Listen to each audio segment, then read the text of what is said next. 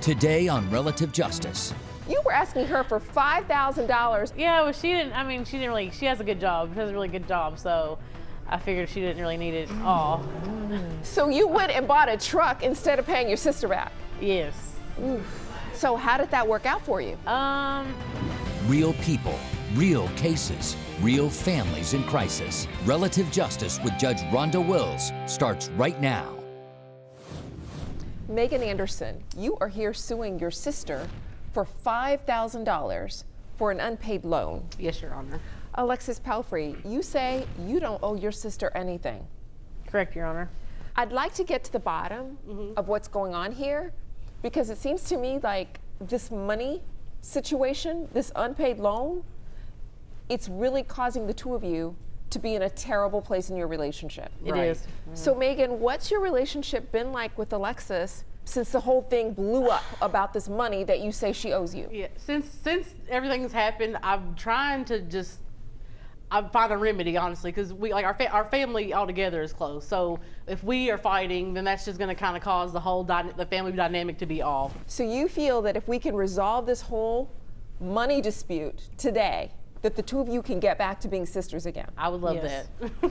So Alexis, what's your relationship been like with your sister? Because she seems kind of angry about her $5,000 that she says you owe I her. definitely know it's there. It's causing, some background havoc. So we're not as close. We don't really talk every day anymore because, she's afraid to bring it up and she wants to bring it up. So Megan, help me to understand, first of all, this $5,000, because that's a lot of money. It is a lot of money. Where did you get the money from? So this past year, I had my biggest tax return that I've ever gotten.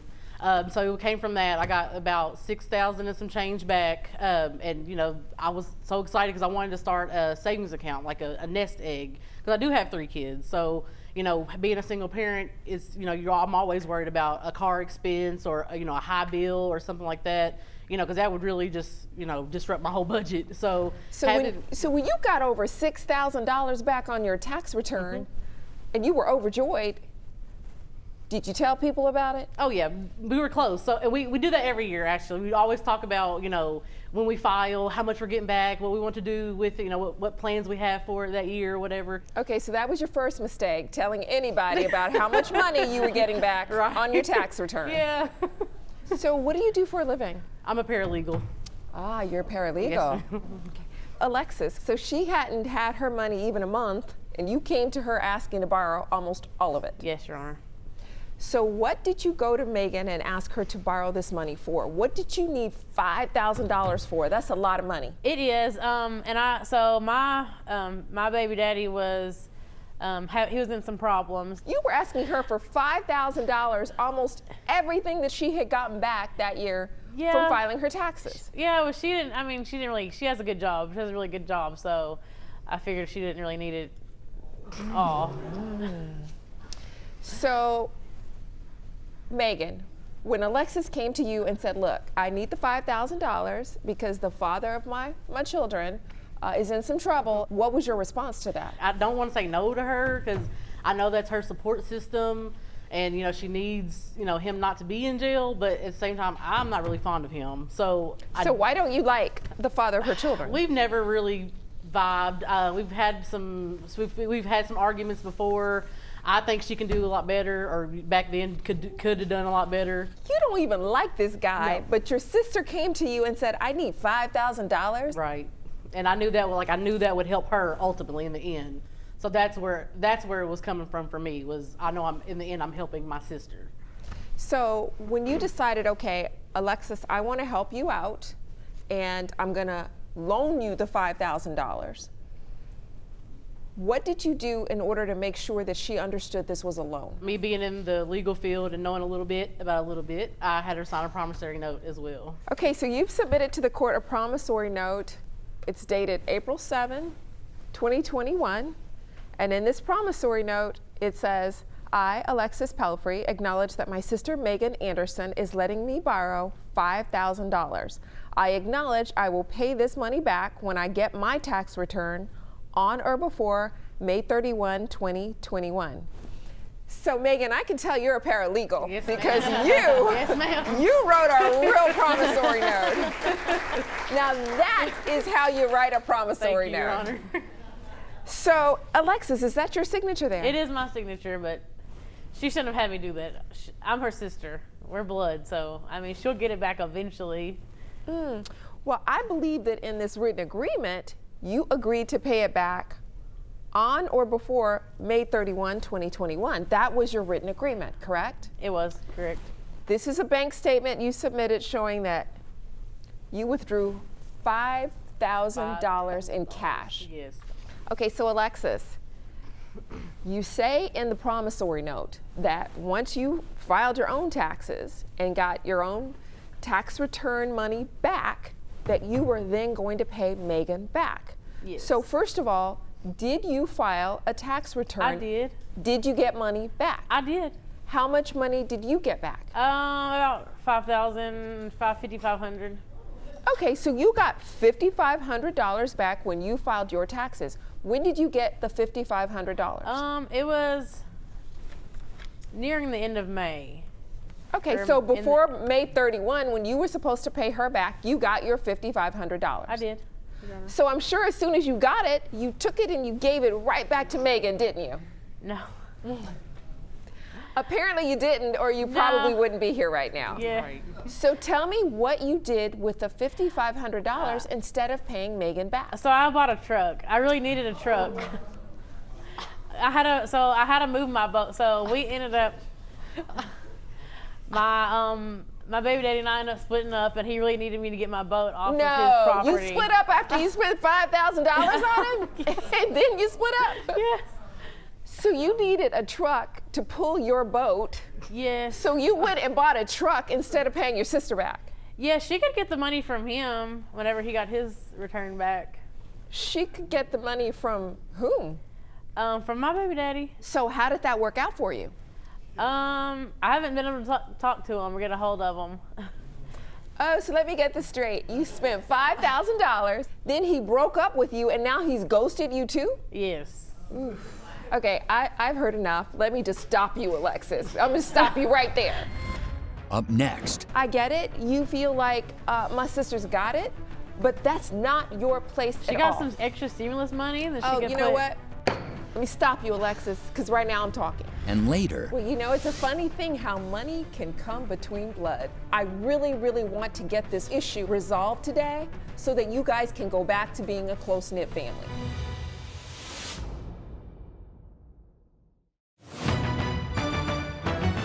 My baby daddy and I ended up splitting up, and he really needed me to get my boat off of his No, property. you split up after you spent $5,000 on him, and then you split up. Yeah.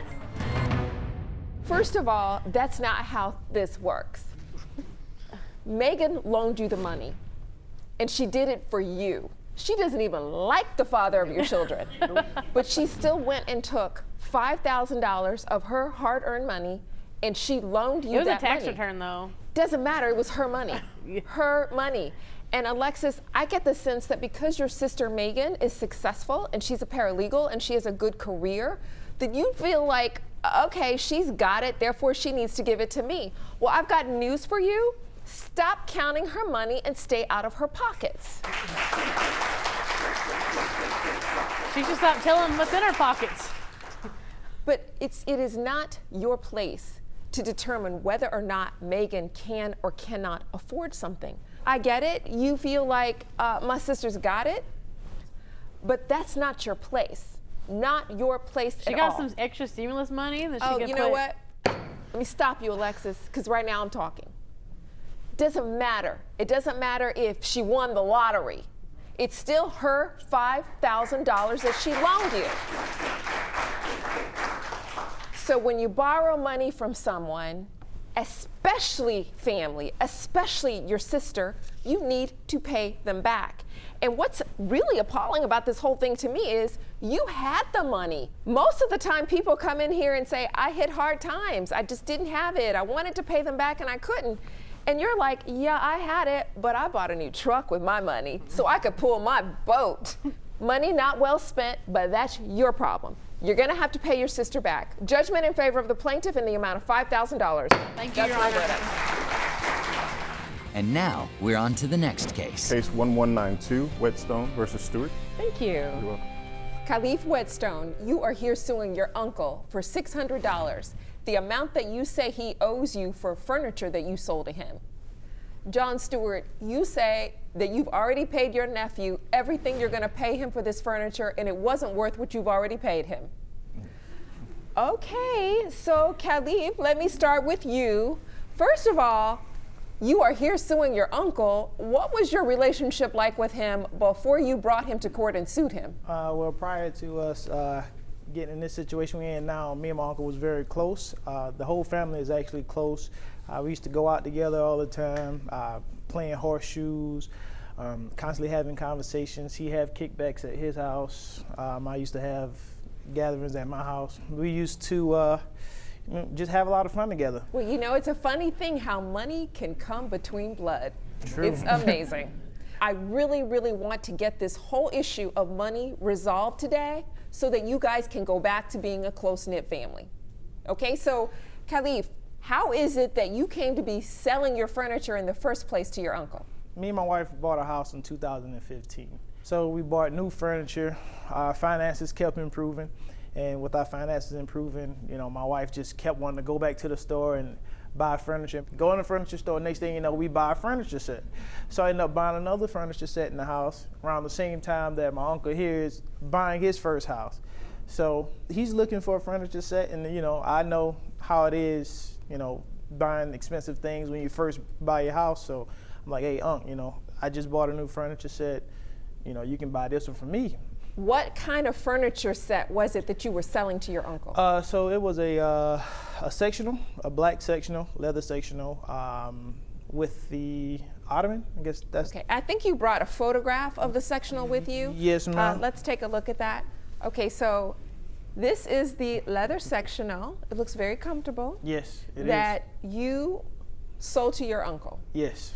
And how much did you originally pay for this leather sectional? I paid $1,700 for it. Okay, do you have any evidence for me of what you originally paid for the sectional? Well, it's still on sale at the location that I bought it. Okay, let's take a look then at the price now.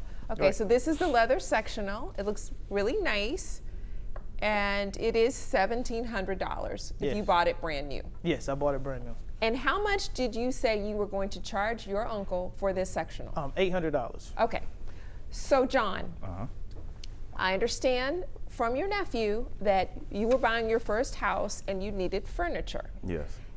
And he says that he agreed to sell you his leather sectional for $800. Is that true? That is correct. At the moment, like you said, I just bought a new house. I had to put furniture and appliances all throughout the house, and nothing was in there. After putting the appliances in, I had some money left over. And Well, let me just stop you. When you buy a new house, after you put appliances in and you got a whole big empty house, it costs a lot of money to furnish a whole Yes, brand it new does. house. It does.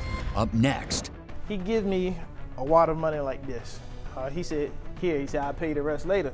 And you know, I'm like, okay, you done gave me half at least, right? So I'm counting it, it's fives, tens, and ones. So he gave me $200 in fives, tens, and ones. And like, you know, I got the rest. I'm gonna pay you later on. You sure that was me? closed captioning provided by Well, you know, it's a funny thing how money can come between blood. True. It's amazing. I really, really want to get this whole issue of money resolved today so that you guys can go back to being a close-knit family. You did agree, though, that you were going to pay $800 for this sectional.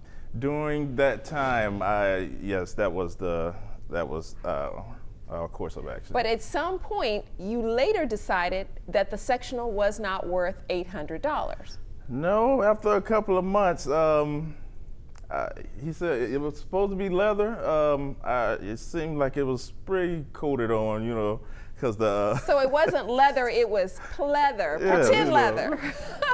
After Okay. his kids went to jumping on it, like, of course, it's gonna start to break off. So Oh, so this is what the sectional looked like once it was Yes. in your house. Yes. Tell me what all of these marks are and the stains are on the black sectional. What is where, that? That's where the leather came off, you know. Oh. So. Oh. How long had you had it before the leather started coming off? I want to say at least 2 months in. So how much money did you give your nephew for the sectional? At the moment, my recollection, it was $600. So you actually gave him $600 for the sectional? Yes. He said that he paid me $600. That's false. So Okay, how much are you saying he paid you? he give me a wad of money like this. He said, here, he said, I'll pay you the rest later. And you know, I'm like, okay, you done gave me half at least, right? So I'm counting it, it's 5s, 10s, and 1s. So he gave me $200 in 5s, 10s, and 1s. And you're like, you know, I got the rest. I'm gonna pay you later on. You sure that was me? That was you. So time goes on, right? So time goes on, and like, you know, he steady inviting me to the house. Like he said, I'm coming to the house. Like, hey, you know, I'm sitting on the couch. Like, hey, Unc, man, you still ain't yet, you know, paid me for it. I guess he think it's a joke, but it ain't a joke. When he's upset about somebody asking about something he don't want to talk about, he starts to like mumble. And the only person that understands what he's saying is Grandma. Grandma wasn't around, so I was like, hey, Unc, you got that money? I'll be like, I'm like, what? I'm like, hey, you got the money you owe It's me. funny how people start mumbling when they owe you money. I don't know if I was mumbling, he just couldn't hear. Nah, he was mumbling, so he's like, I'm like, what you mean? Then he said, you got money, you don't need it, get out of my face. I'm like, man, I told my mama what happened. And then I told my wife, and you know, women, it's like, oh, you better go talk to him, get our money with it. I'm like, man, he's upset, you know, and everybody know when Didi get upset, well, that's what we call him, Didi. You let him calm down, so you don't keep asking about something. I do believe that you two agree on the amount that the purchase price was for the furniture, which was $800. But it seems like the disagreement here is whether or not the wad of cash you got was $200 or $600. But I believe that I've heard enough, and I think I've seen enough to make a ruling in this case. Judge Rhonda's verdict is next. Does someone in your family owe you money? Submit your case at relativejustice.tv. Promotional consideration provided by. So first of all, let me just say, you know, it seems like you guys are close. You come from a close-knit family. And Khalif, it sounds like you were trying to help your uncle out. He was getting his first home, and that is commendable. I commend you for home ownership. That is incredibly important for building wealth. And it sounds like you two were basically trying to help each other out. And it sounds like you've helped your nephew out. So Khalif, I do believe that when you sold your uncle the sofa, you were doing it because you were trying to help him out. It takes a lot to fill up a brand new house. John, you know, you have a lot of kids. You have 5 kids. I have 4 kids, and I know how they will tear some things up. Now, I've never seen them peel the leather off of something. It's but not actually 5, it's 4. I know a bunch of kids will be hard on furniture. I do believe that there was an agreement here for you to pay $800 for the furniture. There is a disagreement, though, between the two of you as to how much money was actually paid. You say that you paid him $600. You say he only paid you $200. And you, Khalif, you are the plaintiff, and you have no evidence to show me that he still owes you the $600 you're saying that he still owes you. I also must tell you that based on what I'm seeing about the condition of the sofa, I question the quality of the sofa that you sold to him because that leather was totally peeled off. I believe that the defendant has admitted that he owes you $200 on the furniture, and so it is going to be the judgment of this court in the favor of the plaintiff in the amount of $200. That is my ruling. Good luck to both of you.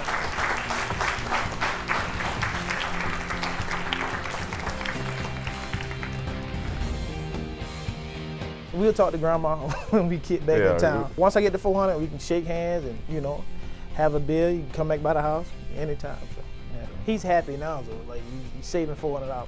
So you're not gonna mumble. I'm gonna be the one mumbling. He don't need it. He don't need it.